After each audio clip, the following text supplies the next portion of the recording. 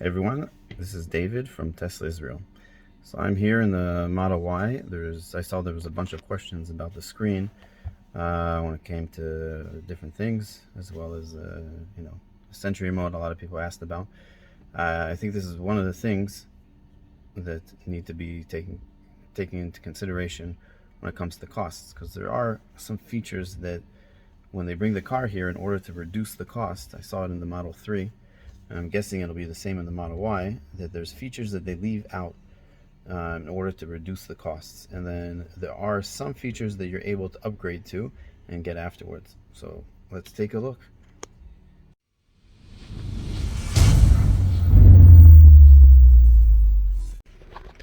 So you can see here, this is the 15-inch screen. It's a very nice size. It's a little bit smaller than the Model S. The Model S, I think, is a 17-inch screen. It's a really nice size. Here you can see the different things in the car. Shows you what doors are open, if the windows are open. You can open the charging port. You can open the trunk. You can lock the car. You can open the frunk. Those are the different things you can do on this particular screen. You can also come over here and see the actual batteries, where it's standing right now. You can schedule it, you can charge current, all this kind of stuff. What's the last time you used a supercharger, which for me, as you can see, I used it the last time was August 4th in Aventura, Florida. And you can also open the charging ports. That's basically from this first screen. You can see the map is, the terrestrial map. You can also, over here, if you come here, you can change it to the non-terrestrial map with all the directions.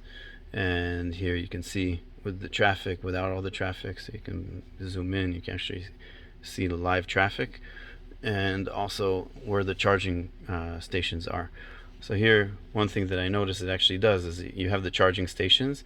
You also have the charging stations of the different locations where you've been at, where it's seen that you charged at those locations. So it actually saves them for you, which is very interesting. I didn't notice that feature when I was in the States, because I always charged at the superchargers. So there are different things up here. You see the time. You can change how you display it. You can see that it's unlocked right now, the car. You can see the temperature outside. This is the different, when you click here, you can change the seating according to what you defined. Here, this little button right here is the Sentry Mode. So right now it's off. If I click here, right now, then that turns it on. I'll show you afterwards how you can turn it on so it's always on automatically. Here is this basically the camera where you can actually view. You can save the footage, view the different footage. So here you actually see an option, right? So you have here this menu, a drop-down menu. So you have here, you have the option to see all footage. You can see the Sentry footage, or you can see a dash cam footage. So what you'll notice here, there's one thing that I haven't taken care of. You'll notice that everything says Port Wentworth, which is a place in Georgia. The reason why it says is because I haven't gotten the eSIM corrected to the correct region, so it still only catches where it was the last time that it was able to make a connection. So that's basically the camera footage. Here you have the Wi-Fi, which you can connect to, which is what I'm doing currently when I'm driving, as well as right here is the Wi-Fi while I'm driving, while it's parked like it is right now, and the Bluetooth. And obviously the navigation, you can change it to heading up, or you can change it north. I usually have it on this. Those are the buttons and the different things on the actual map. There is a way, if you go in here into the toy box, so there's a way you can actually change it to be the Mars surface. If you change it to be Mars surface, then all of a sudden you're driving on a little, instead of driving a Tesla, you're driving the Tesla Planetary Explorer, or whatever it's called, and you can actually drive around on the surface of Mars. I guess it's a relative map. I don't know. But a couple interesting things that you have, so let's take that off. We'll go over that a bit later. So here you can see the radio. Right now it's playing on TuneIn, some radio station. You can have the different, you can have the radio, you have it from your phone, you have it streaming, you have Spotify, karaoke, which is a nice name, TuneIn, There's all kinds of settings you can have for that. So basically, all these things are available here in Israel. Just a matter of configuring them correctly. Right now, you can see that it's actually playing a song from TuneIn, from a country station in America. So you get the American commercials, which is interesting always. Here is the actual cameras of what the view is right now. See, it's parked in the garage right now. The windshield wipers, you can put it on auto, you can put it on the different speeds that you want. Here's just more options, we'll get to that. Here is basically the heating of the seats. See, if I click here, it's heated up. That's the driver's seat. This is, over here is the passenger seat, the front passenger seat. Here we can go in and look at all the different options for the air conditioner. Anybody doesn't know, this is the way you control the air conditioner. You can put it going up to the sides, whatever you want. That's the control the air conditioner, and it has on both sides. Right now there's nobody sitting on the other side, so it doesn't give you that option. And also here you have this little button here which turns it on for the back of the car. And there's other options here. You can turn the air conditioner on, off after you leave the car. You can have it in dog mode, you can have it in camp mode. This is to circulate the air within. This is the increase and decrease the actual speed. The air conditioner, you can have a schedule, have it on auto. There's a different where that comes out. This is for the heating. So here you have this all off button. Here you can heat the steering wheel. Here you can heat the driver's side seat, passenger side seat, and the 3 seats in the back. So you do not have it for the other 2 seats in the 3rd row. But there's the 5 seats and the steering wheel are all able to be heated. Here you have the temperature. You control the temperature. And here you can basically control like the speed of where it's coming out to defrost the front windshield. You can either have it heat or cold, and the same thing in the back. And then here's the control the volume. You can also control the volume actually on the steering wheel, but you can see that you can control it here as well. I'll turn it off for now. Yeah, those are all the main buttons that they have. So unfortunately, unlike the Model S and the Model X, these are not configurable right now. Hopefully there'll be an update that'll make it configurable. The other things you can see here, this is to actually call people. It'll bring up the menu with all the people's phone numbers that you can call. You can sync it with the calendar. Right now I don't have it synced with the calendar. This is the camera, which is the same thing as the other button that we had, which is the main button. I don't know why they put that doubled. Here you can see all the energy consumption. You can change it to the average, instant range, which is a great instant range, but definitely not the average. You can do it for the last 10 kilometers, 25 or 50 kilometers. So you can see it's very interesting. Apparently in the morning I drive very bad when I take the kids to Gan. And then the rest of the time it seems to be pretty good. This was a really nice time. I think this was going downhill somewhere. That's the energy. Here you can see the charging.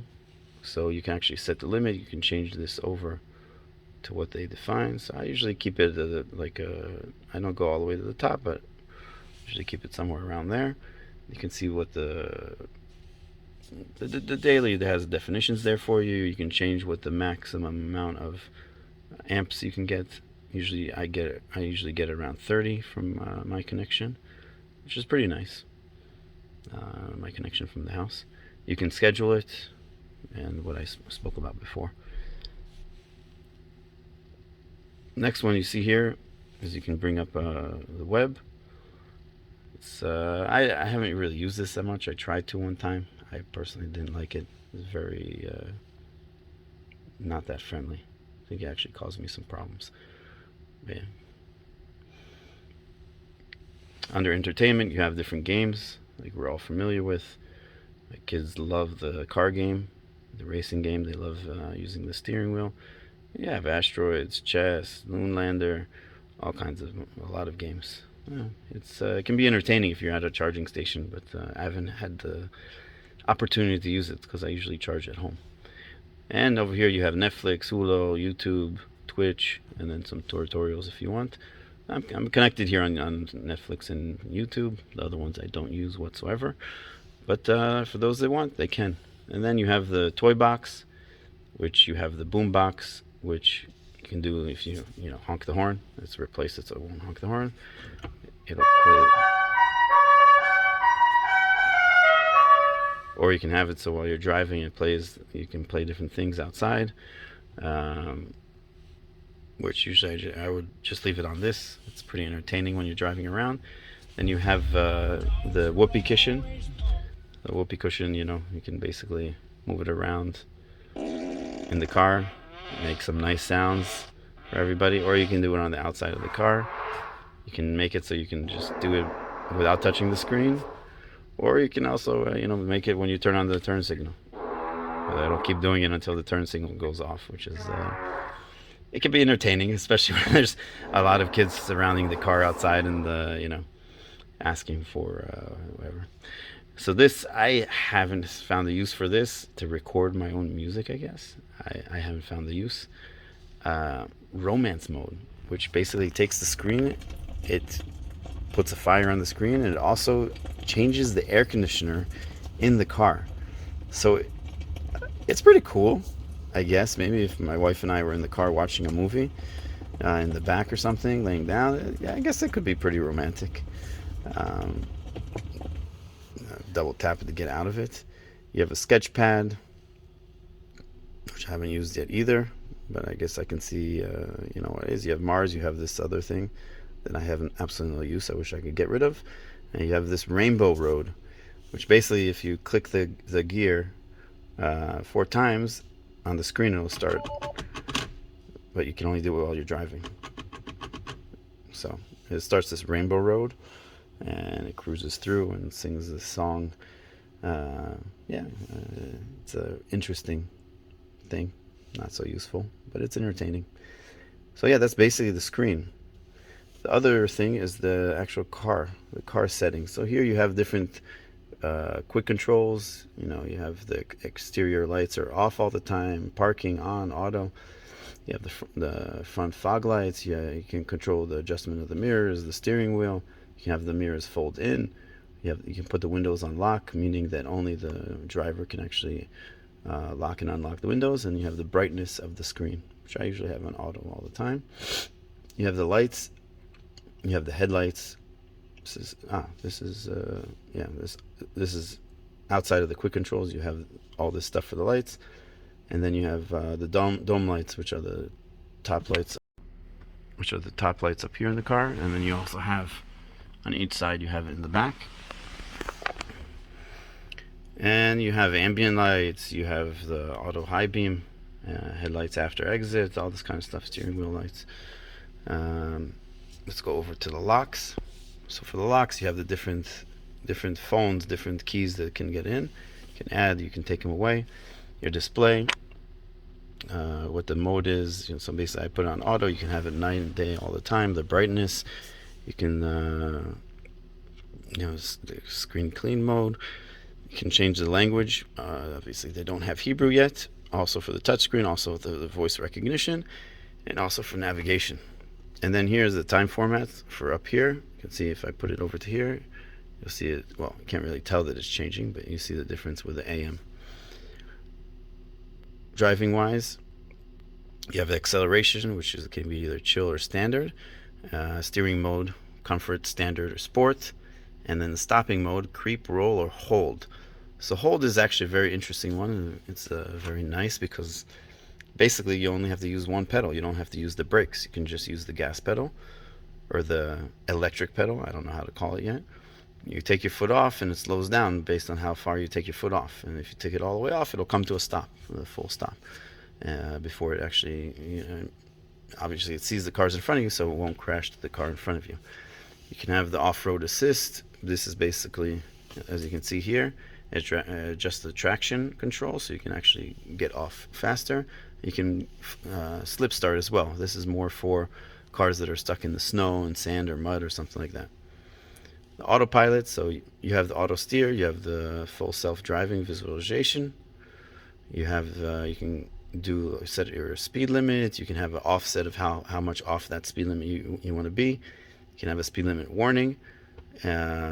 Also relative, the speed limit you can do that relative also from some sort of offset. You have the forward collision warning. You have the lane departure avoidance, and you have the emergency lane departure avoidance, which basically warns you when you are going off the lane. You have blind spot warnings. You have the automatic emergency braking, as well as the obstacle aware acceleration. So this is actually an interesting one. If you come in and see what it means, it automatically limits the acceleration and may apply brakes if an obstacle is detected in front of your vehicle while driving at low speeds. This is where the hold comes in. If you take your foot off the gas and don't put on the brakes and you're pulling up to a car in front of you at a stoplight, it'll stop for you, which is pretty nice.